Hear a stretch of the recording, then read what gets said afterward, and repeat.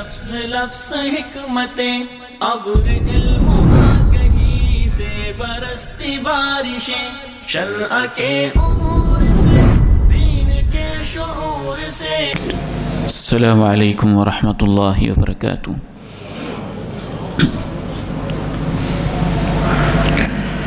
الحمد للہ رب العالمین والصلاة والسلام على اشرف الانبیاء وخاتم المرسلین. اشہد ان لا الہ الا اللہ وحدہ لا شریک لہ واشہد ان محمدا عبدہ ورسولہ. اللہم صل علی محمد وعلی آل محمد كما صليت على إبراهيم وعلى آل إبراهيم إنك حميد مجيد.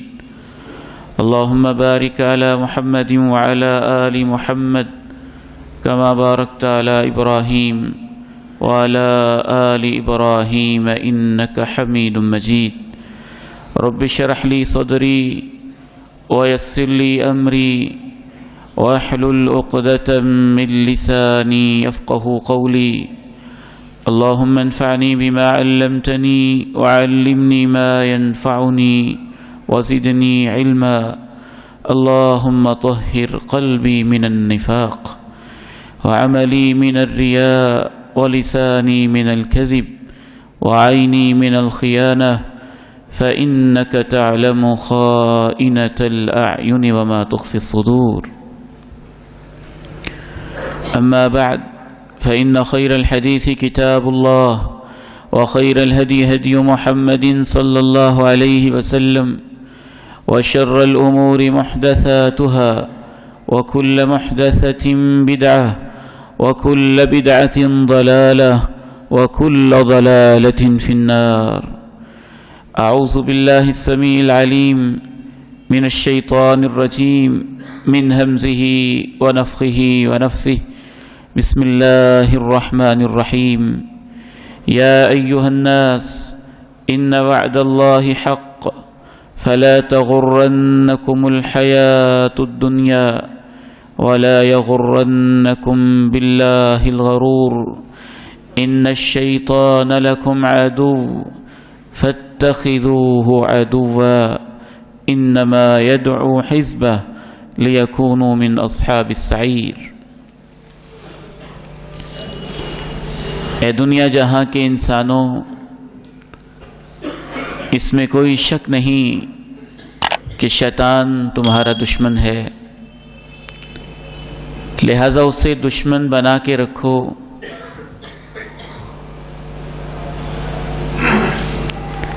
وہ تو اپنے گروہوں کو اور اپنی فوج کو اپنی طرف بلا رہا ہے تاکہ وہ سب مل کر دوزخ والوں میں شامل ہو جائیں.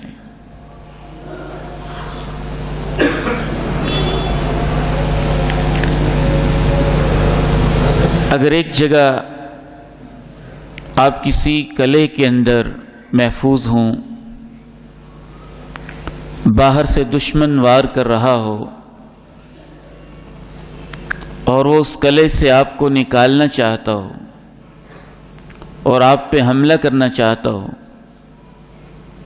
تو آپ کیا کرتے ہیں؟ یقیناً عقل مند انسان اس قلعے کے دروازوں پہ، اس کی دیواروں پہ کڑی نگاہ رکھتا ہے کہ قلعے کا کوئی دروازہ نہ کھلے، دیوار سے کوئی چڑھ کے اندر نہ آئے، میرے اوپر حملہ نہ کرے. امام غزالی رحمہ اللہ رحمتاً واسعہ ارشاد فرماتے ہیں، دل کی مثال بھی ایسے ہی ہے. دل آپ کے ایمان کے لیے، آپ کے یقین کے لیے ایک قلعے کی طرح ہے یا ایک قلعے کی طرح ہے. شیطان اس کے اوپر حملہ آور ہو رہا ہے. اگر آپ کو پتہ ہی نہیں ہوگا کہ کن کن دروازوں سے اس نے حملہ کرنا ہے اور میرے دل پہ داخل ہونا ہے، تو خطرہ ہے کہ وہ آپ کے قلعے کو، دروازوں کو توڑ کے آپ کی جان آپ کے ایمان کو خطرے میں ڈال دے گا۔ ایک اور مثال سے سمجھ لیجئے، ایک چھوٹا سا حوض ہے، اس کے اندر چھوٹی چھوٹی نالیاں آ رہی ہیں، صاف پانی بھی ہے، گندا پانی بھی ہے۔ اگر آپ گندے پانی کو اس حوض میں آنے سے نہیں روکیں گے تو وہ صاف پانی کو بھی خراب کر کے گندگی کا گڑھا بن جائے گا۔ امام فرماتے ہیں کہ آپ کے دل کی مثال بھی ایسے ہی ہے کہ آپ کے دل کے حوض میں ہر لمحے اچھے خیالات بھی آتے ہیں، برے خیالات بھی آتے ہیں۔ اگر آپ برے خیالات کو اندر داخل ہونے سے نہیں روکیں گے تو آپ کا دل برے خیالات کا جوہر بن جائے گا۔ گزشتہ سے پیوستہ خطبہ جمعۃ المبارک میں دل کی بیماری کے حوالے سے ہم نے گفتگو کا آغاز کیا تھا، اسی کو آگے بڑھاتے ہوئے آج کے اس خطبہ جمعۃ المبارک میں دل کی صرف ایک بیماری کا تذکرہ آپ کے سامنے رکھوں گا، اور دل کی اس بیماری کو وسوسہ کہتے ہیں۔ سننے میں یہ چھوٹا سا لفظ ہے، لیکن تمام برائیوں کی جڑ یہی ہے، تمام برائیوں کی بنیاد یہی وسوسہ ہے۔ رسول اللہ صلی اللہ علیہ وسلم ارشاد فرماتے ہیں، ان بابن آدم لمۃ من الملک ولمۃ من الشیطان۔ آدم کا جو دل ہے، ہر لمحے اس میں ایک خیال فرشتے کی طرف سے آتا ہے اور ایک خیال شیطان کی طرف سے آتا ہے۔ ہر لمحے، عین اس وقت بھی میرے دل میں اور آپ کے دل میں ایک خیال فرشتے کی طرف سے آ رہا ہے اور ایک خیال شیطان کی طرف سے آ رہا ہے۔ آپ نے ارشاد فرمایا، فداہ ابی و امی، آپ پہ، آپ کی عظمت پہ میرے ماں باپ قربان ہو جائیں۔ ہم تو دل کی دنیا کو جانتے ہی نہیں تھے، آپ کو علیم بذات الصدور نے بتایا اور آپ نے اپنی امت کو بتایا کہ دل کے اوپر کیسی کیسی واردات ہوتی ہیں، کیسے کیسے خیالات ہوتے ہیں، کیسے یہ پاک ہوتا ہے اور کیسے یہ گدلا ہو جاتا ہے، کیسے اس کا تزکیہ ہوتا ہے اور کیسے اس کا تدسیہ ہوتا ہے، کیسے یہ اجلتا ہے اور کیسے زنگ آلود ہوتا ہے، کیسے یہ شفاف اور نورانی ہوتا ہے اور کیسے تاریک اور اندھیروں میں ڈوب جاتا ہے۔ فرمایا جو فرشتے کی طرف سے خیال ہے، اعاد بالحق، وہ اچھی بات کا خیال ڈالتا ہے، اور جو شیطان کی طرف سے خیال ہے، اعاد بالشر، وہ بری بات کا خیال ڈالتا ہے۔ اس حدیث کی تشریح میں علماء نے لکھا ہے کہ جو فرشتہ خیال ڈالتا ہے اس کو الہام کہتے ہیں، اور جو شیطان خیال ڈالتا ہے اسی کو وسوسہ کہتے ہیں۔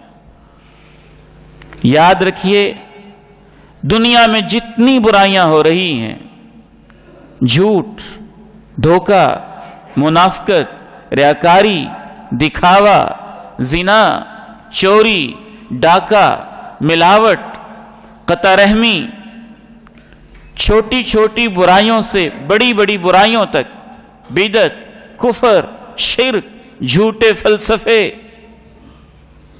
سب کا آغاز وسوسے سے ہوتا ہے۔ وسوسہ سب کی بنیاد ہوتا ہے، اور دنیا میں جتنے بھی اچھے کام ہو رہے ہیں، نماز، روزہ، حج اور زکوٰۃ، خطبات جمعہ ان کا پڑھنا پڑھانا سننا سنانا، تلاوت، ذکر، فکر، رب تعالیٰ کی محبت، اس سے تعلق، سب کی بنیاد بھی اچھا خیال ہے جسے الہام کہتے ہیں۔ ہر لمحے یہ جنگ جاری رہتی ہے۔ اس وقت شروع ہوئی تھی جب ہمارے جد امجد جنت میں تھے، پھر ہمارے ساتھ اس وقت شروع ہوتی ہے جب ہم ماں کے پیٹ میں ہوتے ہیں، وہاں سے پیدا ہوتے ہیں تو اسی وقت وہ ایک چوکا لگا دیتا ہے، اور زندگی کے آخری سانس تک یہ جنگ جاری رہتی ہے۔ امام احمد رحمہ اللہ تعالی رب تعالیٰ کے پاس جا رہے تھے اور کہہ رہے تھے لا بعد، لا بعد، ابھی نہیں، ابھی نہیں۔ کچھ افاقہ ہوا، پاس بیٹھنے والوں نے پوچھا امام صاحب آپ کیا کہہ رہے تھے؟ ہم کلمے کی تلقین کر رہے تھے، آپ کہہ رہے تھے ابھی نہیں، ابھی نہیں۔ کہتے تم کسی اور دنیا میں تھے، میں کسی اور دنیا میں تھا، میں اس وجہ سے ابھی نہیں کہہ رہا تھا، میرا دھیان تمہارے کلمے کی طرف نہیں تھا، میں اس وجہ سے کہہ رہا تھا ابھی نہیں، ابھی نہیں، ابھی نہیں، کہ وہ ظالم شیطان لعین میری آنکھوں کے سامنے آ کے کہہ رہا تھا حنبل کے بیٹے احمد، امام صاحب تم بڑے عظیم ہو، میں نے ساری زندگی تمہارا تعاقب کیا لیکن میں مایوس ہو گیا، تم مجھ سے بچ کے جا رہے ہو، میں اس سے کہہ رہا تھا ابھی تم سے بچا نہیں ہوں۔ یہ میرے آخری سانس ہیں، تم میرے اوپر اس وقت بھی حملہ کر رہے ہو کہ میں سمجھوں کہ میں تجھ سے بچ گیا ہوں۔ لما بعد، ابھی نہیں، ابھی نہیں، ابھی میرے زندگی کے آخری سانس باقی ہیں، جب تک یہ نکل نہیں جاتے اے شیطان لعین، احمد ابن حنبل کی تیرے ساتھ جنگ جاری رہے گی۔ بڑی طویل جنگ ہوتی ہے یہ، اور انتہائی خطرناک، کیونکہ اس جنگ کے اندر بہت بڑی پرابلم یہ ہے وہ ہمیں دیکھ رہا ہوتا ہے اور ہم اسے نہیں دیکھ رہے ہوتے۔ اِنَّهُ يَرَاكُمْ هُوَ وَقَبِيلُهُ مِنْ حَيْثُ لَا تَرَوْنَهُمْ، اللہ تعالیٰ نے قرآن مجید میں کہا وہ تمہیں وہاں سے دیکھتا ہے، اور اس کے تمام چیلے چانٹے گماشتے ذریت جہاں سے تم اسے نہیں دیکھ رہے ہوتے ہو۔ اس جنگ کی اہمیت کا اندازہ آپ یہاں سے کیجئے۔ قرآن مجید میں اللہ رب العزت نے 100 مرتبہ اس جنگ کا تذکرہ کیا ہے، 99 مرتبہ، 11 مرتبہ جہاں سے جنگ شروع ہوئی آدم و ابلیس کا واقعہ بیان کیا ہے، اور 88 مرتبہ اللہ رب العزت نے شیطان اور اس کے چیلوں چانٹوں اور اس کی ذریت کا تذکرہ کیا ہے۔ یہ جنگ اس قدر خطرناک ہے کہ آپ اندازہ کیجئے کہ وہ ظالم نبیوں کو بھی معاف نہیں کرتا ہے۔ ہمارے جد امجد حضرت آدم علیہ السلام کو اور ہماری ماں جی حضرت حوا کو اس نے کوئی پکڑ کے جنت سے نکالا تھا؟ کوئی وہ شجرہ ممنوعہ کا پھل توڑ کے سامنے لے کے آیا تھا کہ کھاؤ؟ یا ان کو کھینچ کے اس کے پاس لے گیا تھا؟ نہیں، قرآن مجید یہ بتاتا ہے کہ اس نے یہی حربہ استعمال کیا تھا، بس ایک وسوسہ ڈالا تھا، دل میں ایک وسوسہ ڈالا تھا۔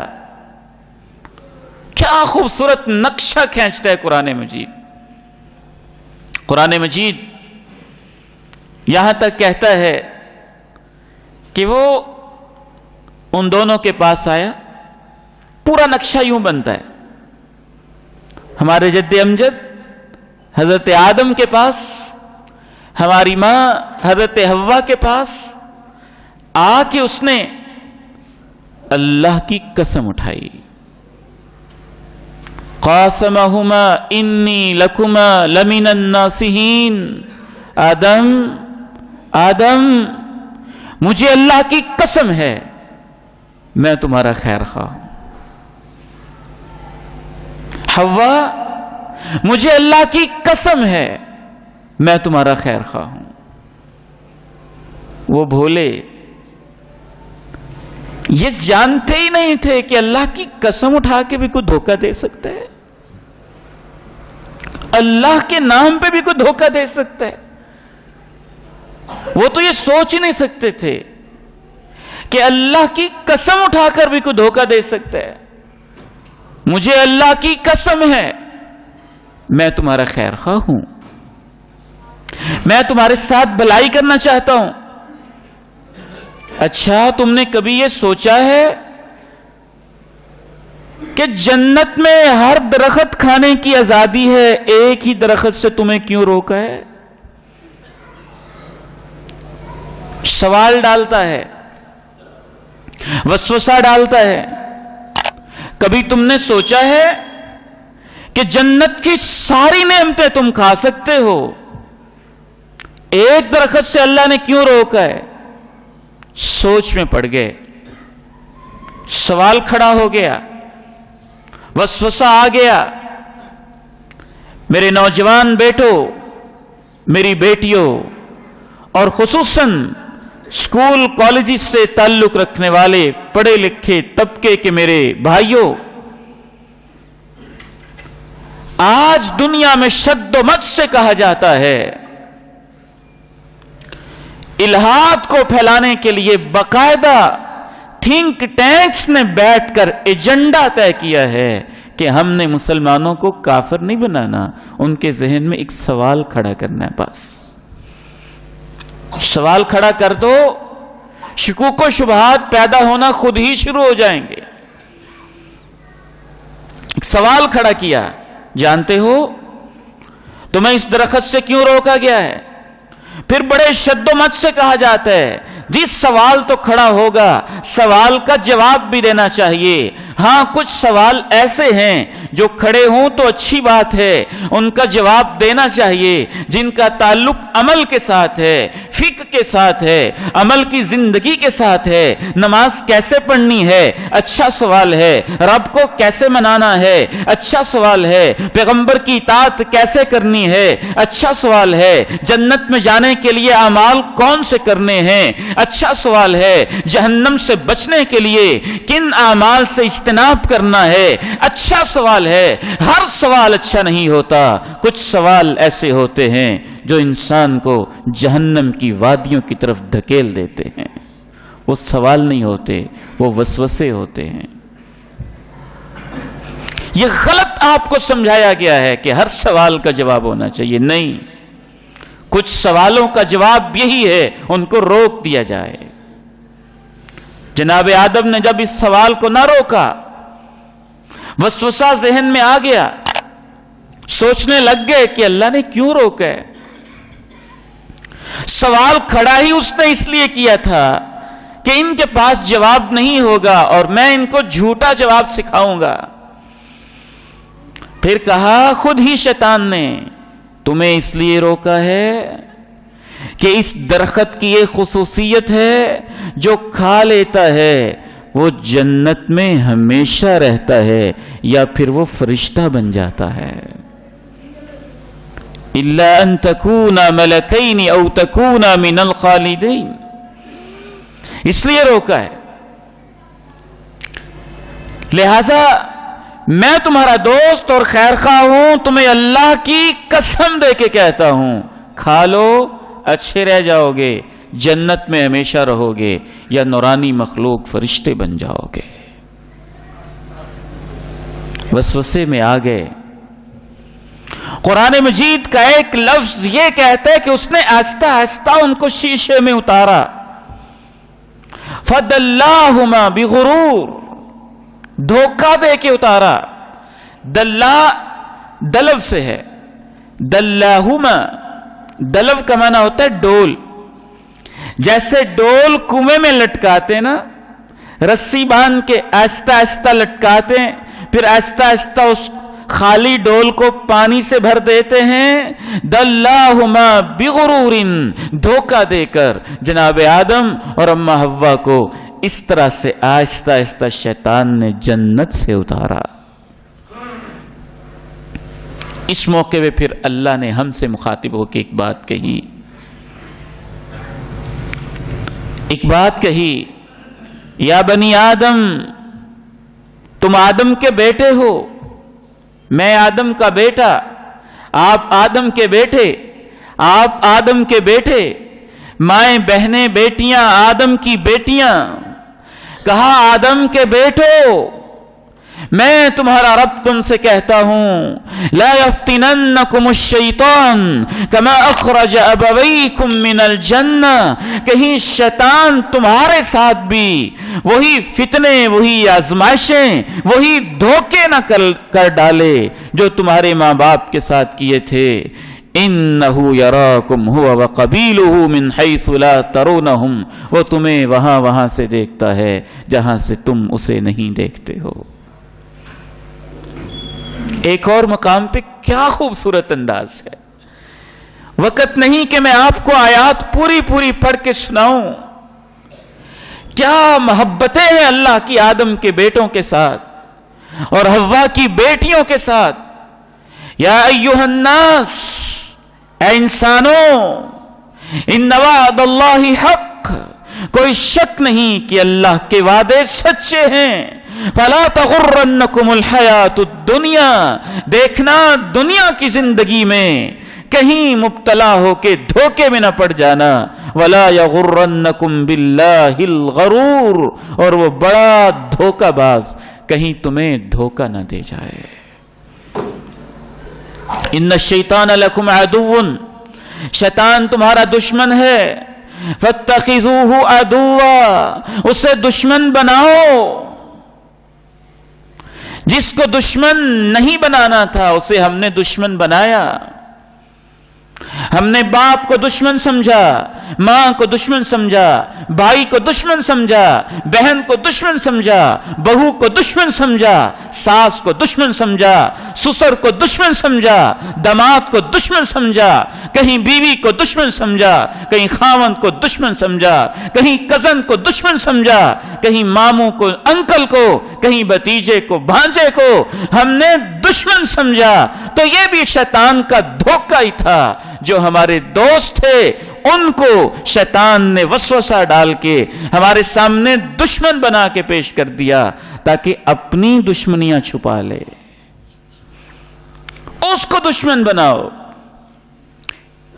انما يدعو حزبه ليكونوا من اصحاب السعير. یاد رکھنا شیطان اپنی پارٹی، اپنے جتھے کو مضبوط کر رہا ہے تاکہ وہ سب بھڑکائی ہوئی جہنم کی آگ میں داخل ہو جائیں. ایک مقام پہ اللہ نے شکوہ بھی کیا، کہا افتتخذونہ وذریتہ اولیاء من دونی وہم لکم عدو بئس للظالمین بدلا. تمہیں کیا ہو گیا ہے؟ شیطان تمہارا دشمن ہے، اس کو اور اس کی نسل کو تم دوست بناتے ہو. لوگو میں تمہارا رب، تمہارا دوست ہوں، مجھے چھوڑتے ہو؟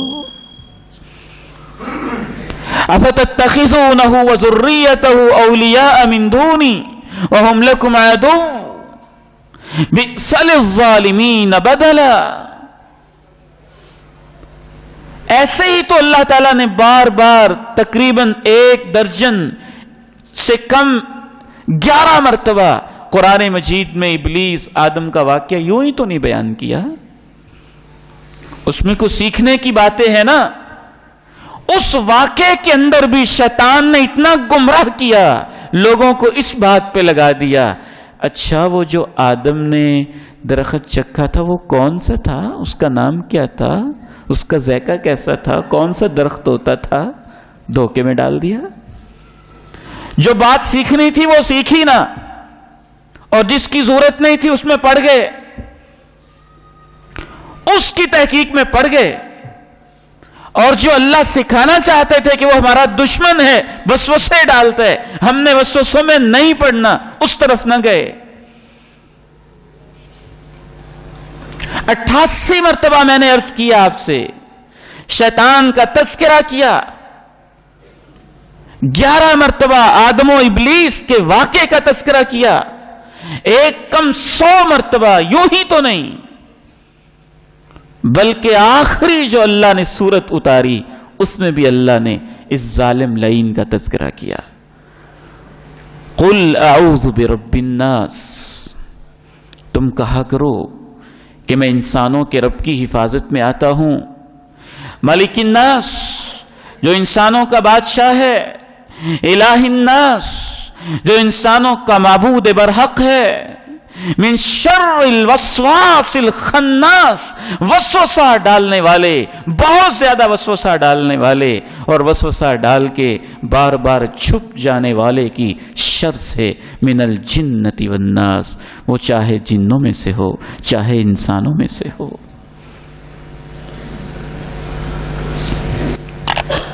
وسوسہ ڈالتا ہے، انبیاء کو بھی معاف نہیں کرتا، صحابہ کو معاف نہیں کرتا، اولیاء کو معاف نہیں کرتا، انبیاء کی اولادوں کو معاف نہیں کرتا،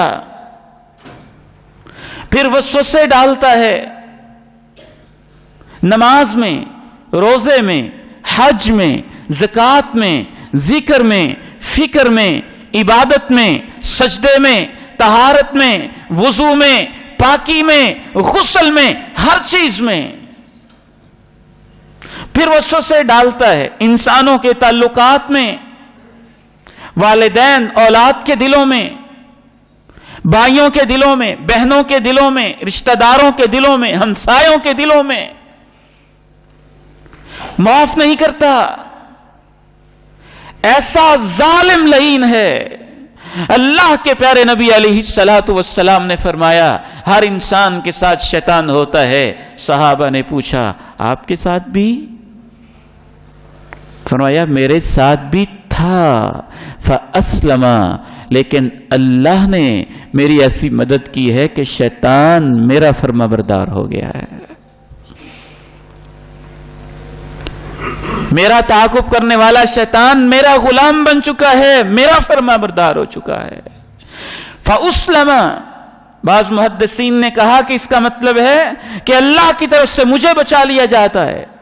ہماری ماں حضرت عائشہ رضی اللہ تعالی عنہا بیان فرماتی ہیں اللہ کے پیارے نبی علیہ السلام نماز پڑھ رہے تھے، فرمایا ان عفریتا من الجن تفلت علی البارحہ، آج رات اس نے میرے اوپر حملہ کرنے کی کوشش کی، فَأَمْكَنَنِيَ اللَّهُ مِنْ، اللہ نے مجھے طاقت دی۔ ایک اور روایت میں ہے میں نے اس کو پکڑ لیا، ایک اور روایت میں وضاحت ہے فَخَنَقْتُهُ، میں نے اس کا گلا دبایا، حتیٰ کہ یہاں تک وضاحت ہے اتنا گلا دبایا کہ اس کی زبان باہر نکل آئی۔ آپ فرماتے ہیں اپنے ہاتھ پہ میں اس کی زبان کی ٹھنڈک محسوس کر رہا ہوں۔ کوشش تو کی نا اس نے۔ ایک صحابی آیا کہنے لگا اللہ کے پیارے نبی علیہ السلام نماز میں وسوسے بڑے آتے ہیں، کیا کروں؟ فرمایا یہ ایک شیطان ہے، اسے خنزب کہا جاتا ہے۔ اس نے اس حدیث سے معلوم ہوتا ہے کہ شیطان نے اپنے چیلے چانٹوں کی علیحدہ علیحدہ بھی ڈیوٹیاں لگائی ہیں۔ کسی کی اس نے ڈیوٹی لگائی وضو میں وسوسے ڈالنے ہیں، کسی کی اس نے ڈیوٹی لگائی نماز میں وسوسے ڈالنے ہیں، کسی کی اس نے ڈیوٹی لگائی طہارت میں وسوسے ڈالنے ہیں، کسی کی اس نے ڈیوٹی لگائی میاں بیوی کے مابین وسوسے ڈالنے ہیں، کسی کی اس نے ڈیوٹی لگائی رشتہ داروں کے درمیان وسوسے ڈالنے ہیں۔ بس ایک پورا فلسفہ گھڑتا ہے، وہ پورا فلسفہ۔ اللہ تعالیٰ نے اس کو شیطانی وحی کہا ہے، جس کو آپ فلسفہ کہتے ہیں نا۔ کائنات میں غور و فکر، اللہ کی ذات کے بارے میں غور و فکر، اس معنی میں کہ الیاذ باللہ جس کی شریعت اجازت نہیں دیتی وہ شیطان کی وحی ہے. ان الشیاطین لیوحون الی اولیائہم زخرف القول غرورا. وحی کا معنی ہوتا ہے چپکے سے آہستہ غیر محسوس طریقے سے کوئی بات آگے پہنچا دینا. وہ غیر محسوس طریقے سے باتیں دلوں میں ڈال دیتا ہے.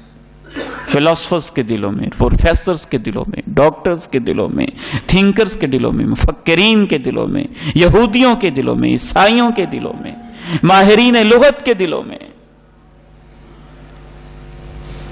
وسوسہ اس قدر خطرناک چیز ہے کہ اس صحابی نے جب عرض کی تو آپ نے فرمایا ایک شیطان ہے، اسے خنزب کہا جاتا ہے. خنزب اس کا کام ہی یہ ہے جب بندہ نماز پڑھنے لگتا ہے تو وسوسے ڈالتا ہے. اے میرے پیارے صحابی، جب وہ تمہارے پاس آئے اپنے بائیں طرف تھوڑا سا تھوک ملی، یوں پھونک کر اعوذ باللہ من الشیطان الرجیم پڑھا کرو. صحابی کہتے ہیں میں نے یہ کیا، اللہ نے میرے سارے وسوسے ختم کر دیے.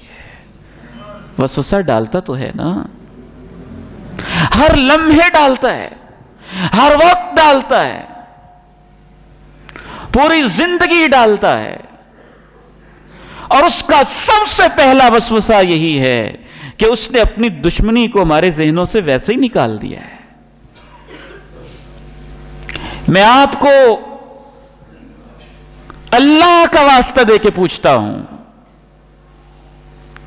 صرف آپ کے ضمیر پہ دستک دینے کے لیے، اگر آپ کی کسی کے ساتھ دشمنی ہو اور آپ کے باپ نے آپ کو کہا بیٹا یہ بڑا ظالم ہے، بہت سخت دشمن ہے، خاندانی دشمنی ہے اس کے ساتھ ہماری، اس سے بچ کے رہنا ہے، پھر اس نے مقدمہ بھی کیا ہو، تمہاری زمین کا مسئلہ بھی ہو، تمہاری جائیداد کا مسئلہ بھی ہو، ایمانداری سے بتانا پھر آپ اس دشمن سے کتنے چوکنے رہتے ہیں؟ نمازوں میں بھی اس کا خیال، کہیں مقدمہ جیت نہ جائے، صبح و شام اس کا خیال، ہر ایک سے دعائیں، مقدمہ چل رہے ہے دعا کرنا، دشمن بڑا چلاک ہے کہیں دھوکہ نہ دے جائے. کتنے ذمہ دار، کتنے محتاط ہوتے ہیں آپ، کتنے فکر مند ہوتے ہیں آپ. کیا ہو جائے گا زیادہ سے زیادہ؟ زمین چلی جائے گی، اور کیا ہو جائے گا؟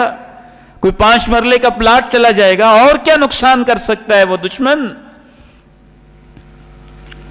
یہ دشمن تو ایسا دشمن ہے، تمہارے رب نے کہا تھا آدم کے بیٹو تمہارا خاندانی دشمن ہے، اس نے تمہیں جنت سے نکالا ہے. میں تمہارا رب کہتا ہوں، چالاک بھی بڑا ہے، ہوشیار بھی بڑا ہے. اس کے بارے میں فکر مند رہنا. اس کے بارے میں ہم نے کبھی سوچا ہی نہیں کہ یہ شیطان خیال ڈال رہا ہے. میں نے اس سے کیسے دشمنی کرنی ہے، میں نے کیسے اپنا اس کو دشمن بنا کے رکھنا ہے.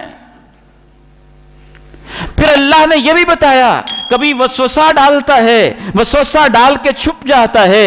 اللہ نے یہ بھی بتایا اذا مسهم طائف من الشیطان تذکروا فاذا هم مبصرون. کبھی بس ایک چکر سا لگاتا ہے، خیال سا ڈال کے بھاگ جاتا ہے. کبھی اللہ نے کہا وہ انگلی لگاتا ہے، اما ينزغنك من الشیطان نزغ فاستعذ باللہ. بالکل ایسے جیسے ہم پنجابی زبان میں کہتے ہیں، انگلی لگانا، چھیڑنا، بس چوکا لگاتا ہے. ینزغنک، نزغ کہتے ہی اس کو ہیں، انگلی سے یوں زور کے ساتھ کسی کو یوں جھٹکا دینا، انگلی مارنا.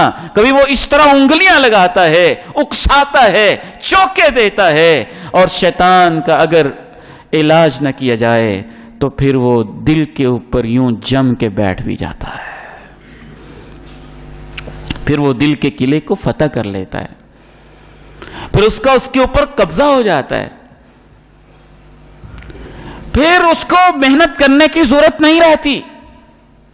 پھر وہ سٹیج بھی آتی ہے کہ امام ابن الجوزی رحمہ اللہ نے لکھا ہے، شیطان نے ایک دفعہ کہا تھا پہلے میں آدم کے بیٹے کو سکھا کے آتا تھا، اب میں ان سے سیکھ کے آتا ہوں.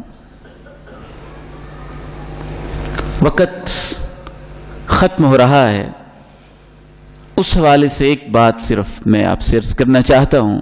موجودہ جو سینیریو چل رہا ہے، کرونا وائرس، یہ ایک حقیقت ہے۔ اس کی وجہ سے چائنا میں اموات بھی واقع ہوئی ہیں کثرت کے ساتھ۔ اللہ ہمارے ملک عزیز کی حفاظت فرمائے۔ لیکن شیطان یہاں بھی وسوسہ ڈالتا ہے، ایسی خواہ مخواہ کی سوچیں اور پریشانیاں، پتہ نہیں کیا ہو جائے گا، پتہ نہیں کیا ہو جائے گا۔ آپ مسلمان ہیں، تقدیر پہ ایمان نہیں ہے آپ کا، اللہ پہ یقین کوئی نہیں ہے، اللہ پہ توکل کوئی نہیں ہے، خواہ مخواہ کی پریشانیاں، الجھنیں۔ وائرس کچھ کرے یا نہ کرے، لیکن اگر شیطان نے ذہنوں میں خوف کا وائرس پھیلا دیا، بس پھر یہ تو موت کے منہ میں لے کے ہی جائے گا۔ اللہ پہ یقین، اللہ پہ توکل، تقدیر پر ایمان، ہمارا تو یہ ایمان ہے۔ آسمان و زمین کی تخلیق سے بھی 50,000 سال پہلے جو مصیبت میری قسمت میں آنی تھی اور جو فائدہ ہونا تھا وہ سب لکھ دیا ہے، پوری امت بھی جمع ہو جائے، جو اللہ نے میری قسمت میں نہیں لکھا مجھے کوئی نقصان نہیں پہنچا سکتا ہے۔ خام خواہ نہ ایسے مریض ہو جایا کریں۔ کرونا فوبیا کے مریض کہ پتہ نہیں کیا ہو جائے گا، بالکل خوف کی کیفیت ختم کر دیں۔ اللہ پہ توکل، اللہ پہ یقین، اللہ کے حضور دعائیں، یہی ہمارا سب سے بڑا ہتھیار ہے۔ پوری دنیا کی لیبارٹریز اکٹھی ہو جائیں اور پوری دنیا کے ماہرین اکٹھے ہو جائیں، اگر اللہ نہیں بچانا چاہے گا تو ہم بچ جائیں گے۔ اور اگر اللہ نے قسمت میں تکلیف لکھی ہے تو ہم اپنے محلوں میں بیٹھے ہوں، اے سی لگا کے بیٹھے ہوں، وہ بادشاہ نے انتظام کیا تھا، اس قدر کثرت سے اس نے انتظام کیا تھا کہ اس کے محل کے اندر ایک چونٹی بھی قدم نہیں دھر سکتی تھی۔ لیکن جب اللہ نے موت لکھی تھی تو پھر ایک چونٹی ہی سے اس کی موت واقع ہوئی تھی۔ اللہ پہ یقین، اللہ پہ توکل، خواہ مخواہ خوف کے مریض نہ بنے، وسوسوں کے مریض نہ بنے کہ پتہ نہیں کیا ہو جائے گا، کیا ہو جائے گا، کچھ نہیں ہوگا۔ اللہ کی مدد، اللہ کی فتح، اللہ کی نصرت، اللہ پہ یقین، اللہ پہ توکل۔ اگر اللہ نے ہماری قسمت میں زندگی اور صحت لکھی ہے تو پوری کائنات کی طاقتیں مل کے ہمارا کچھ نہیں بگاڑ سکتی ہیں۔ اگر اللہ کی طرف سے کوئی آزمائش لکھی ہے تو وہ آ کے رہے گی، اور جب وہ آئے گی تو اس کا حل کیا ہے اللہ کے پیارے نبی نے بتا دیا، اور سادہ سا حل بتا دیا۔ اس دور میں اس سے ملتی جلتی ایک بیماری طاعون کی ہوتی تھی۔ آپ نے ارشاد فرمایا یہ طاعون کی بیماری اللہ نے بنی اسرائیل پر عذاب کے طور پہ نازل کی تھی۔ اہل ایمان کے لیے اللہ اس بیماری کو بھی رحمت بنا دیتا ہے۔ وبا زدہ علاقے سے بھاگنا کہ اگر میں یہاں رہا تو میری موت آ جائے گی، یہ اتنا کبیرہ گناہ اللہ کے نبی نے فرمایا ہے جیسے کوئی میدان جنگ سے بھاگ رہا ہو۔ کافروں کے ساتھ جہاد ہو رہا ہو، میدان جنگ سجا ہو، وہاں سے بھاگ جائیں تو کبیرہ گناہ ہے۔ اور وبا زدہ علاقے سے اس وجہ سے بھاگ جانا کہ بس یہ وبا میری جان لے کے رہے گی، اللہ مجھے بچا سکتا ہے یا نہیں بچا سکتا۔ بھلے لوگوں یہ سوچیں کہ سب سے پہلے جو بیمار ہوا تھا وہ کس علاقے میں رہتا تھا؟ تب تو سارے ٹھیک ہی تھے نا، صحت مند ہی تھے نا، تو وائرس آ گیا۔ اللہ پہ یقین اور توکل کہ وبا زدہ علاقے سے اس وجہ سے بھاگو نہیں کہ پتہ نہیں یہاں رہنے کی وجہ سے میری موت آئے گی، وہاں رہنے کی وجہ سے نہیں آئے گی، تقدیر کے فیصلے سے آئے گی۔ پھر وہاں صبر کرنا ہے، اور صبر کر کے جو اس بیماری کا مقابلہ کرے گا اس میدان سے بھاگے گا نہیں، انشاءاللہ۔